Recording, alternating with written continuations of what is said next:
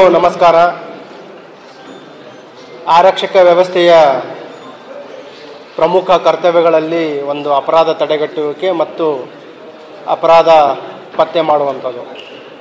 ವಿವಿಧ ರೀತಿಯ ಅಪರಾಧಗಳಿದ್ದಾವೆ. ಅದರಲ್ಲಿ ಇವತ್ತು ನಾವು ಪ್ರಮುಖವಾಗಿ ಈ ಮನೆಗಳ್ಳತನ ಪ್ರಕರಣಗಳನ್ನು ನಾವು ವಿಶೇಷವಾದ ಒಂದು ಡ್ರೈವನ್ನು ತೆಗೆದುಕೊಂಡಿತ್ತು ನಗರ ಪೊಲೀಸ್ ವತಿಯಿಂದ.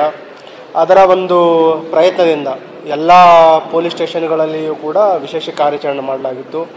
ಪ್ರಮುಖವಾಗಿ ಹಗಲು ಮನೆಗಳ್ಳತನ, ರಾತ್ರಿ ಮನೆಗಳ್ಳತನ ಮತ್ತು ಮನೆಗಳ್ಳತನ, ಈ ರೀತಿಯ 3 ಅಪರಾಧಗಳನ್ನು ಪರಿಗಣನೆಗೆ ತೆಗೆದುಕೊಂಡು ವಿಶೇಷ ಕಾರ್ಯಾಚರಣೆಯನ್ನು ತೆಗೆದುಕೊಂಡಾಗ ಒಟ್ಟು 65 ಪ್ರಕರಣಗಳನ್ನು ಭೇದಿಸುವಲ್ಲಿ ನಗರ ಪೊಲೀಸ್ನ ಎಲ್ಲ ಠಾಣೆಯ ಅಧಿಕಾರಿ ಸಿಬ್ಬಂದಿಯವರು ಯಶಸ್ವಿಯಾಗಿದ್ದಾರೆ.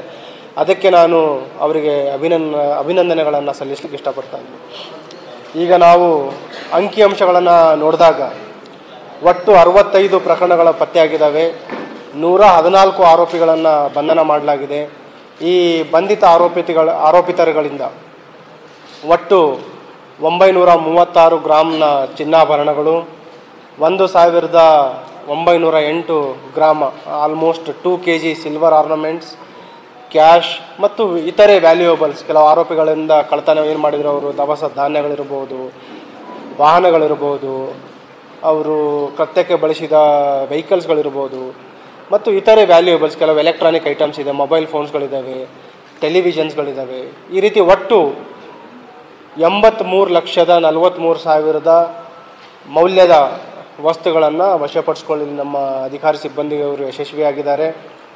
ಅದರಲ್ಲಿ ಈ ಬ್ರೇಕಪ್ಪನ್ನು ನಾವು ನೋಡಿದಾಗ 65 ಪ್ರಕರಣಗಳಲ್ಲಿ ಹೆಚ್ಚಿನದಾಗಿ ನಮಗೆ ರಾತ್ರಿ ಮನೆಗಳ್ಳತನ, ನೈಟ್ HBTಗಳು 25 ಪ್ರಕರಣ ಪತ್ತೆಯಾಗಿದೆ. ಅದರಲ್ಲಿ 40 ಆರೋಪಿಗಳನ್ನು ಬಂಧಿಸಿದ್ದಾರೆ. ಹಗಲು ಮನೆಗಳ್ಳತನ 6 ಪ್ರಕರಣಗಳನ್ನು ಭೇದಿಸಿದ್ದಾರೆ. 8 ಆರೋಪಿಗಳನ್ನು ಬಂಧಿಸುವಲ್ಲಿ ಯಶಸ್ವಿಯಾಗಿದ್ದಾರೆ. ಹೌಸ್ ಥೆಫ್ಟ್ 5 ಪ್ರಕರಣಗಳನ್ನು ಮತ್ತು 5 ಆರೋಪಿಗಳನ್ನು ಬಂಧಿಸುವಲ್ಲಿ ಯಶಸ್ವಿಯಾಗಿದ್ದಾರೆ. ಅದಲ್ಲದೆ ಇತರೆ ಸಾಧಾರಣ ಕಳ್ಳತನಗಳು ಒಟ್ಟು 29 ಇದ್ದಾವೆ. ಅದರಲ್ಲಿ 61 ಆರೋಪಿಗಳನ್ನು ಬಂಧಿಸುವಲ್ಲಿ ಯಶಸ್ವಿಯಾಗಿದ್ದಾರೆ. ಇದರಲ್ಲಿ ನಾನು ಹೇಳಿದೆ, ಒಂದು ಪ್ರಮುಖ ಪಾತ್ರ ನಮ್ಮ ಪೊಲೀಸ್ ಇಲಾಖೆದು ಅಂತಂದರೆ ಅಪರಾಧಗಳನ್ನು ತಡೆಗಟ್ಟುವುದು. ಒಂದು ವೇಳೆ ಅಪರಾಧಗಳು ಗತಿಸಿದಾಗ ಅವುಗಳನ್ನು ಪತ್ತೆ ಯಾವ ರೀತಿ ಮಾಡೋದು ಕೂಡ ಜವಾಬ್ದಾರಿ ನಮ್ಮದು. ಈ ಫಸ್ಟ್ ಏನಿದೆ ಅಪರಾಧ ತಡೆಗಟ್ಟುವುದು, ಅದರ ಜೊತೆಗೆ ಅಪರಾಧ ಪತ್ತೆ ಮಾಡುವಲ್ಲಿ ಬರೀ ಆರಕ್ಷಕ ವ್ಯವಸ್ಥೆದು ಅಷ್ಟೇ ಅಲ್ಲ, ಸಾರ್ವಜನಿಕರ ಪಾತ್ರನೂ ಅಷ್ಟೇ ಪ್ರಮುಖವಾಗಿದೆ. ಈಗ ಕೆಲವು ನಿದರ್ಶನಗಳನ್ನು ಹೇಳ್ತೀನಿ ನಾನು.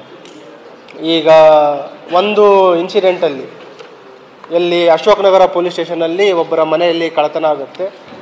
ಅದರಲ್ಲಿ ನಿಯರ್ಲಿ 250 ಗ್ರಾಮ್ ಗೋಲ್ಡ್ ಕಳ್ಳತನ ಆಗಿರುತ್ತೆ. ಲಕ್ಷಾಂತರ ಬೆಲೆ ಬಾಳುವ ಚಿನ್ನಾಭರಣ ಕಳ್ಳತನ ಮಾಡಿರ್ತಾರೆ. ನಾವು ತನಿಖೆಯನ್ನು ಕೈಗೆತ್ತಿಕೊಂಡಾಗ ಗುರುತಾಗಿದ್ದೇನಂತಂದರೆ, ಅವರ ಮನೆಯಲ್ಲಿ ಏನು ಕೆಲಸ ಮಾಡ್ತಾ ಇದ್ದ ಕಾರ್ ಚಾಲಕ, ಸೊ ಅವನೇ ಕಳ್ಳತನ ಮಾಡಿದ್ದು ಬೆಳಕಿಗೆ ಬರುತ್ತೆ. ಒಂದು ಪ್ರಿವೆನ್ಷನ್ ಏನಂತಂದರೆ, ನಾವು ಪದೇ ಹೇಳ್ತಾ ಇದ್ದೀವಿ, ಯಾವುದೇ ರೀತಿ ತಾವು ಕೆಲಸಕ್ಕೆ ತೆಗೆದುಕೊಳ್ಬೇಕಾದ್ರೆ ಡೊಮೆಸ್ಟಿಕ್ ಹೆಲ್ಪ್ ಆಗ್ಬೋದು, ಕಾರ್ ಚಾಲಕರಾಗ್ಬೋದು, ಒಂದು ಪೊಲೀಸ್ ಆ್ಯಂಟಿಸಿಡೆಂಟ್ ವೆರಿಫಿಕೇಷನ್ ಅಂತ ಇರುತ್ತೆ ನಮ್ಮ ಸ್ಪೆಷಲ್ ಬ್ರ್ಯಾಂಚಲ್ಲಿ.